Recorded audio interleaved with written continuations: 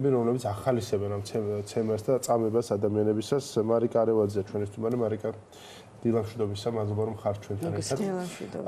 მარიკა, როგორ ფიქრობთ, მინდა რომ პირველ რიგში შევაფასოთ, ახლა გვარამე გამოდის ციხიდან უკვე და მის შემთხვევაში არ გამოიყენეს წინასწარი პატიმრობის ორთვიანი ვადა და საერთოდ სისხლის სამართლებრივი დევნის ნაწილი არ გამოუყენებიათ. მოტივაციებთან დაკავშირებით ველაპარაკოთ, თქვენი დაკვირვებით რა იყო ნიკას დაკავების და გარემოებებთან დაკავშირებით? პირველ რიგში აღნიშნო ნიკა ადმინისტრაციული წესით იყო დაკავებული გამომდინარე იქიდან რომ მოულოდნელად დაიწყეს ჩვენს ოფისებში შემოსვლა ჩხრეკით, ასე ვთქვათ, ჩხრეკის მიზნით და ერთ-ერთ ოფისში, როდესაც არ შეუშვეს ნიკა, სადაც ტარდებოდა ჩხრეკა, არადა მისი კანონიერი უფლება იყო დასწრებოდა პროცედურას, მისი საპროცესო უფლება იყო ეს.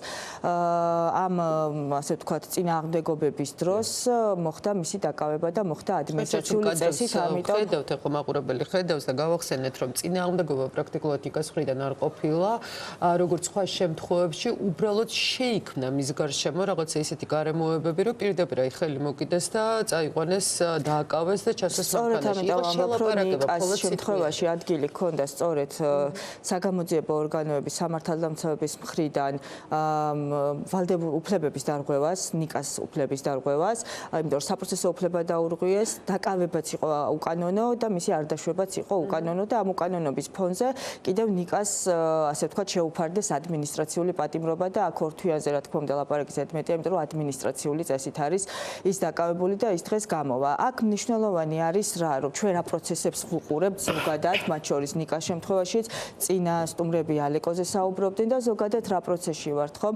ჩვენ ვხედავთ ივანიშვილის რეჟიმს, რომელსაც არ უნდა ძალაუფლების ხელიდან გაშვება და ყველა ხერხს მიმართავს იმისათვის, რომ შეინარჩუნოს ეს ძალაუფლება და ამ პროცესში მასობრივად და განგრძობითად არღვევს ადამიანის ფუნდამენტურ უფლებებს.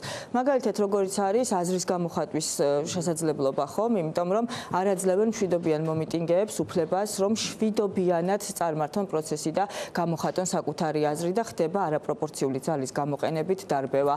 დარბევის მერე ხდება ადამიანების წამება, იმიტომ რომ ფაქტობრივად რასაც ეს ადამიანები ყვებიან, ათობით ადამიანი რასაც ყვება, წამებას უტოლდება საერთაშორისო ნორმებით და მათ შორის ქართული ნორმებით თუ კი ვიმსჯელებთ, ხომ?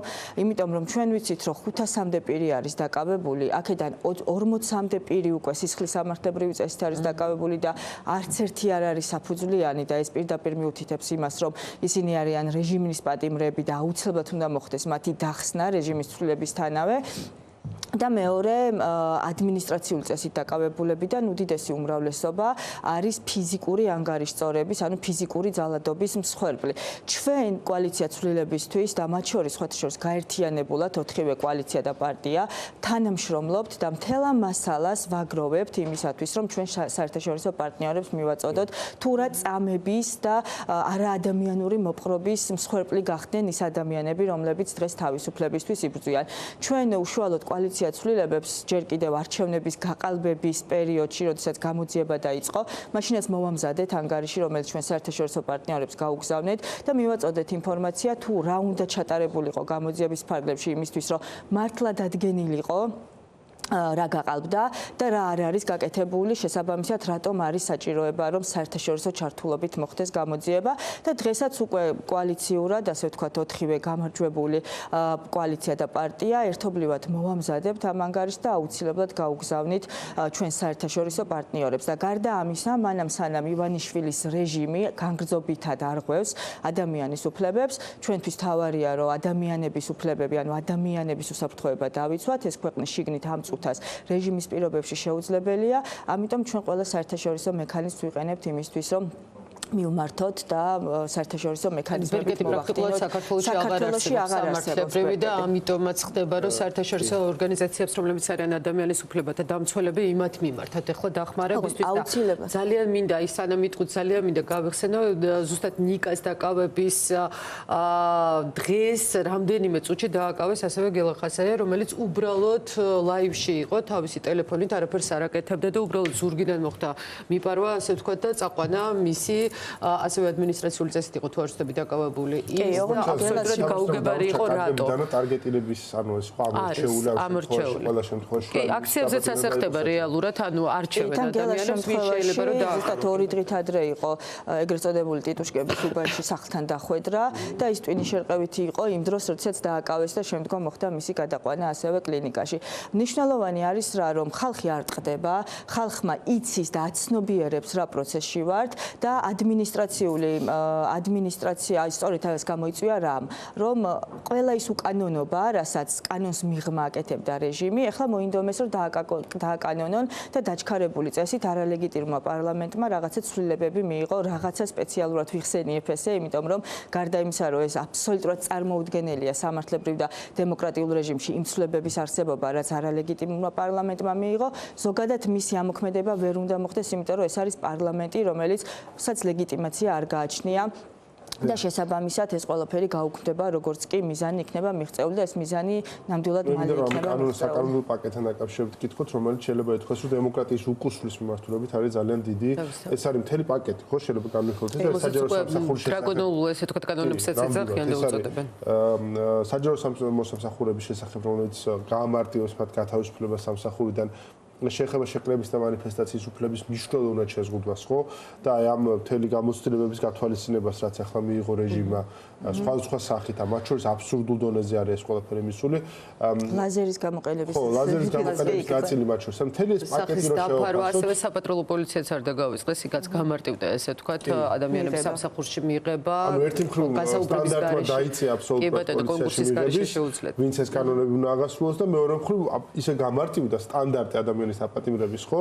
პრაქტიკულად სტანდარტი აღარ გვაქვს. შეიძლება ითქვას, აღარც ჩხრეკის აი ამ ახალი პაკეტის მიხედვით, რაც ახლა გვთავაზობენ და აღარც ადამიანის დაპატიმრების, ანუ უბრალოდ რაღაც აი რომ საზრიანება პოლიციას შეუძლია რომ დააპატიმროს ადამიანს, შეიძლება ასე ვთქვათ. ეს პრემიერ სხვადასხვა სამართლის ისტორიაში მე მგონი. და აი სამართლებრივად თუ შევაფასოთ ეს ყველაფერი, სად გადაყავს საქართველოს სამართლებრივ რეჟიმში აი ამ მთელ ამ ახალ პაკეტს?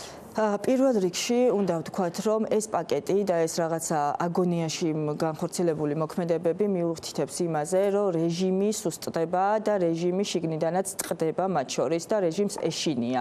სხვა შემთხვევაში მსგავსი აბსურდი, რომელიც ნამდვილად საშინლად უკუსვლა არის და უკან დახევა არის ადამიანის უფლებების თვალსაზრისით, არ იქნებოდა მიღებული.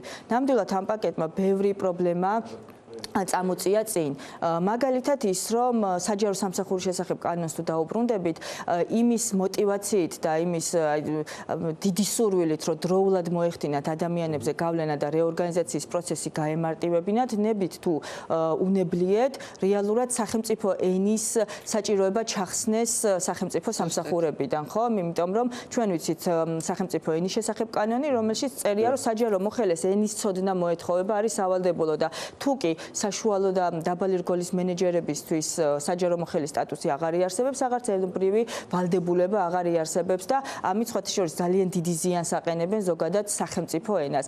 ადმინისტრაციული მიმართულებით ცვლილებები რაც არის, ამკაცრებენ, ადიდებენ ჯარიმების ოდენობას, ზრდიან ჯარიმების ოდენობას და ასე ვთქვათ, ადმინისტრაციული დაკავებისა და ჩხრეკის შესაძლებლობებს. მე თავშივე ავღნიშნე უბრალოდ რომ სწორედ იმას, რასაც აქამდე უკანონოდ აკეთებდნენ, იმიტომ რომ დაეშინებინათ ხალხი, ახლა ჩაწერეს კანონებში, ოღონდ არალეგიტიმური პარლამენტის მიერ მიღებულ კანონებში. კი. არა, დღეს ეს კანონი არ მოქმედებს, რომელიც არის მიღებული, მაგრამ მოქმედებს მათი ეს უკანონო მოქმედებები და ამ უკანონო მოქმედებების დაკავება არ აქვს, მაგრამ უკვე კანონებს აღასრულებენ თქო, ეს არის მთელი უბედურება ყველაფერს და პოსტფაქტუმ აპირებენ რომ კანონმდებლობა გაასრულონ იმის მიხედვით თვითონ როგორ იქცევიან. თუმცა მნიშვნელოვანია ის, რომ ეს კანონები და ეს საკანონმდებლო რაღაცა ცვლილებებმა არ იმუშაოს, ეს მიუთითებს იმაზე, რომ ხალხი კი არ შინდება, პირიქით ძლიერდება, რეჟიმი სუსტდება და რეჟიმი ახლოს არის დასასრულთან. ძალიან დიდი მადლობა, უნდა დაგემშვიდობოთ, მადლობა რომ იყავით ჩვენთან ერთად დილიდან. მარიკა არევაძე იყო ჩვენი სტუმარი. გავდივართ რეკლამაზე.